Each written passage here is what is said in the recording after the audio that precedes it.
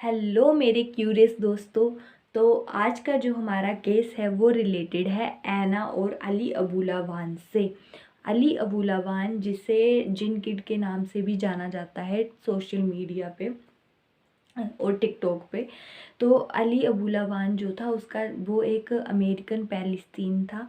उसका जन्म जो था वो 18 मई 1992 में हुआ था और इसे एक्टिंग करने का बहुत ज़्यादा शौक था बचपन से ही स्कूल में भी बहुत ज़्यादा ड्रामास करता था, एक्ट करता था, स्किट करता था, बहुत सारी चीज़ें एक्टिंग से रिलेटेड करता था। लेकिन जैसे ही स्कूल ख़त्म होता है, पढ़ाई ख़त्म होती है, तो ये जो है वो मिलिट्री ज्वाइन कर लेता है। और उस मिलिट्री बेस में ही इसकी जो है मुलाकात होती है ऐना से। ऐना की मुलाकात इससे होती है अपने फादर के थ्रू, क्योंकि इसके फादर भी उसी मिलिट्री बेस में थे। तो ऐना की मुलाकात इससे अपने फादर के थ्रू होती है। ऐना जो थी उसकी फैमिली फिलिपिनो थी और ऐना एक बहुत अच्छी लड़की थी। मतलब वो काफ़ी फ्रेंडली थी, अपने फ्रेंड्स के साथ भी काफ़ी ज़्यादा अच्छी रहती थी और दिखने में भी वो काफ़ी सुंदर थी, जो आप देख ही सकते हो।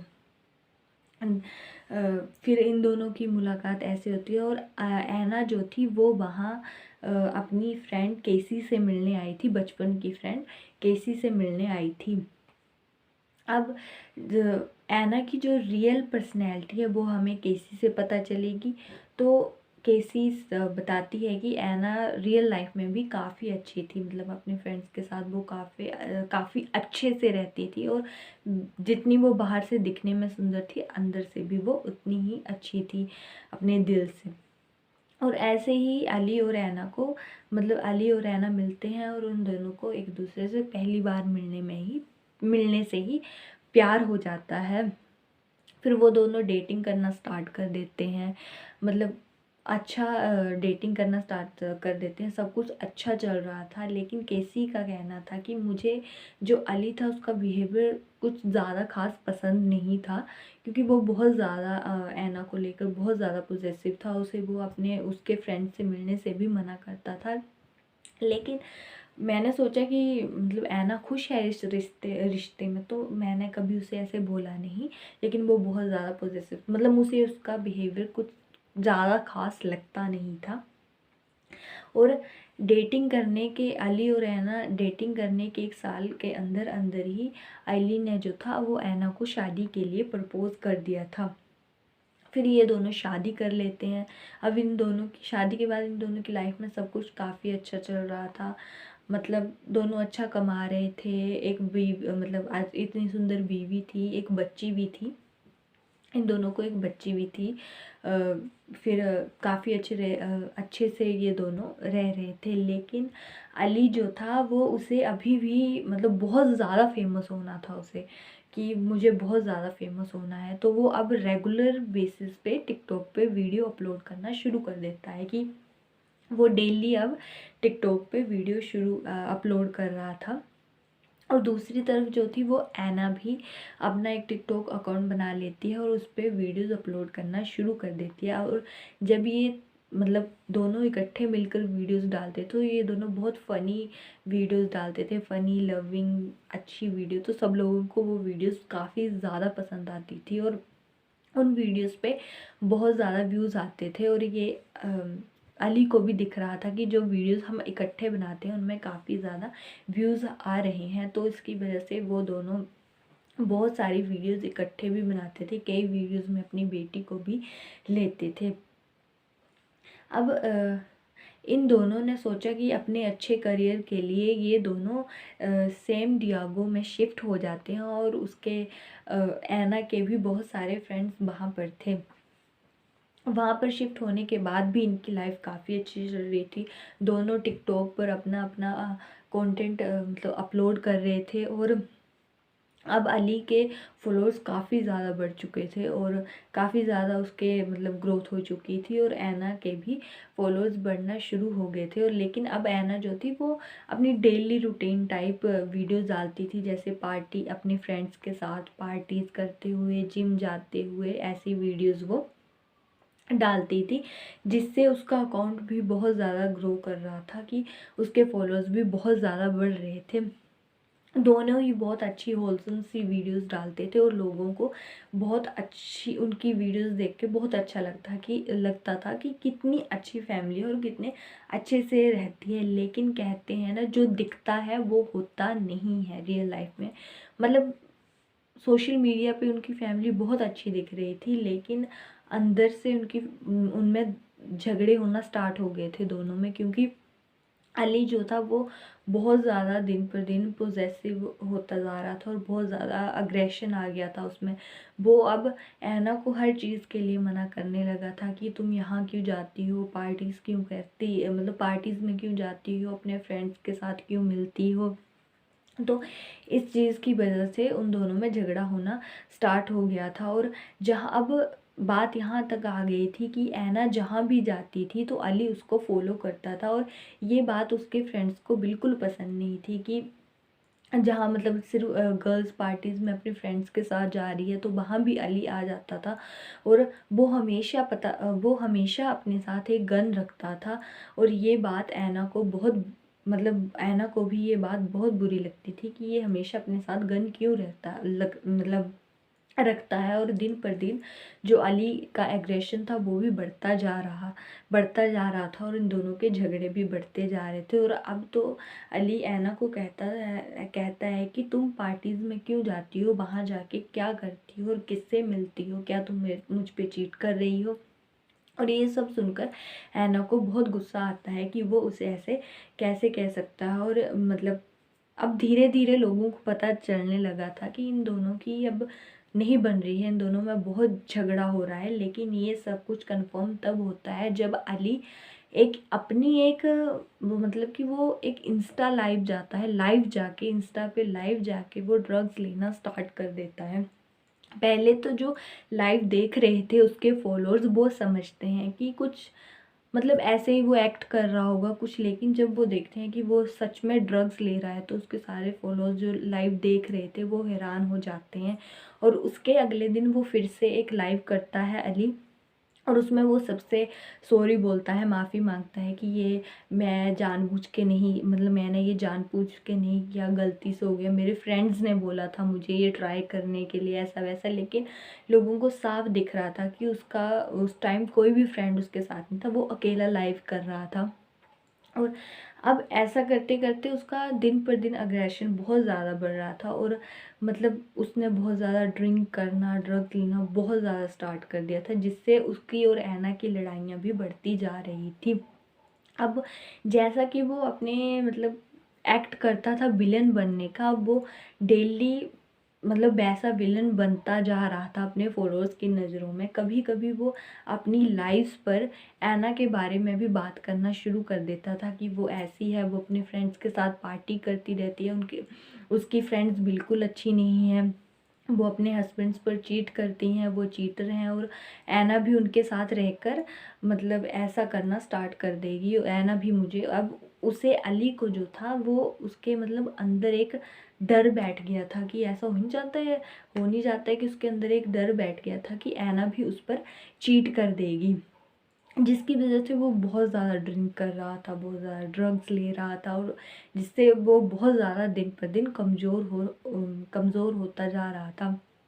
अब तो वो लाइव में आकर ऐना को मतलब ऐना को गालियाँ, फिर एक दिन वो लाइव में आता है और ऐना को गालियाँ देने लगता है, उस पर चिल्लाने लगता है। जिसके बाद बात इतनी बढ़ गई थी कि अब ऐना के सहन से मतलब ऐना की सहने की जो शक्ति थी वो ख़त्म हो गई थी। उसके फ्रेंड्स तो बहुत दिनों से कह रहे थे कि वो तेरे साथ ऐसा बिहेव कर रहा है तो उसे छोड़ दे, लेकिन अब ऐना सच में उसे छोड़ देती है, मतलब छोड़ के देती है कि वहाँ वो उसके साथ नहीं रह रही थी, वो अलग से अपना अपार्टमेंट ले लेती है। और वो एक दिन पुलिस को फ़ोन करती है कि मैं अपने घर में सेफ़ फील नहीं कर रही हूँ क्योंकि मेरे हस्बैंड अली ने मुझे धक्का दिया है और मेरी बेटी और मुझ पर उसने गन पॉइंट की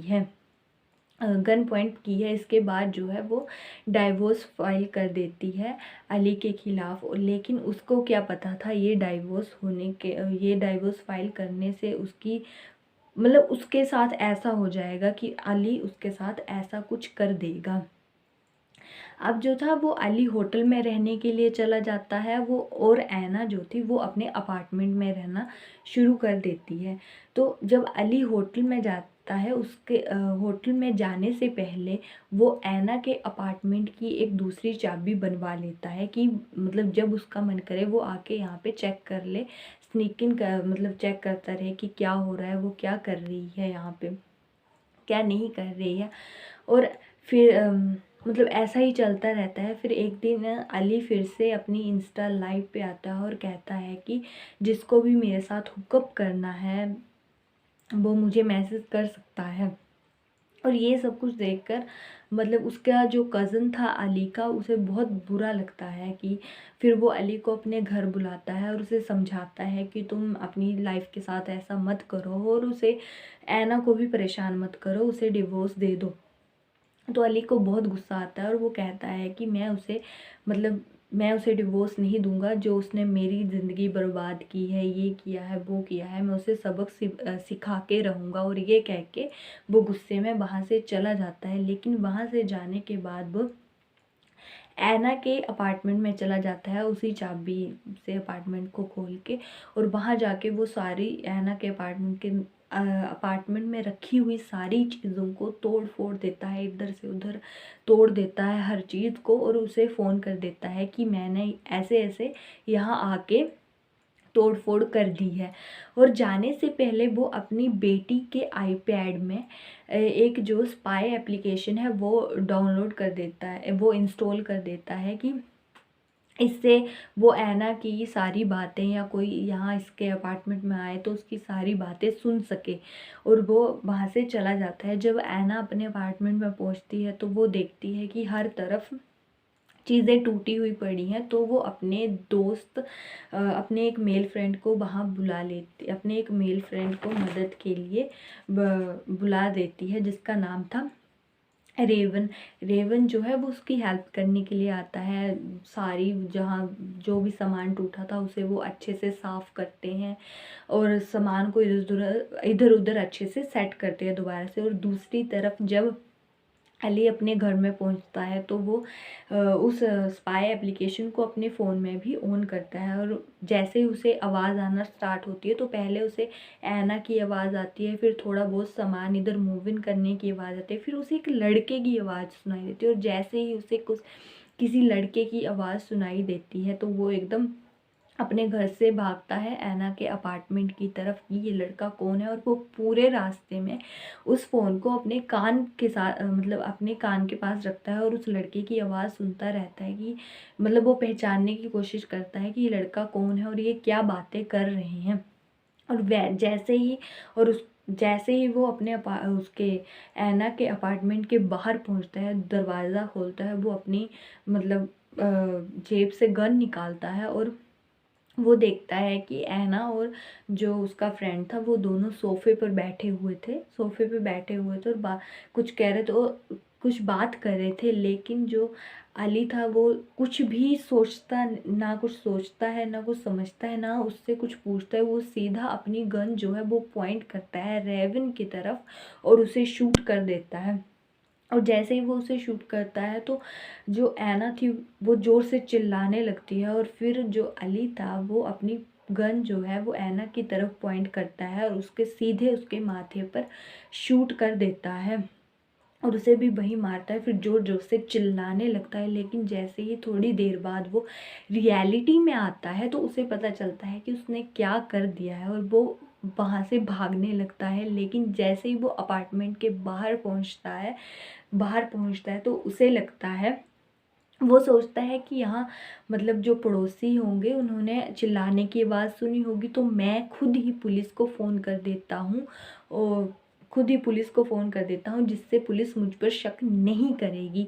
और वो क्या करता है कि वो पुलिस को फ़ोन कर देता है और उनको बताता है कि ऐसे ऐसे मैं जब यहाँ पहुँचा तो इन दोनों को कोई मार के चला गया था, यहाँ से इन दोनों को किसी ने शूट किया था और भाग गया था।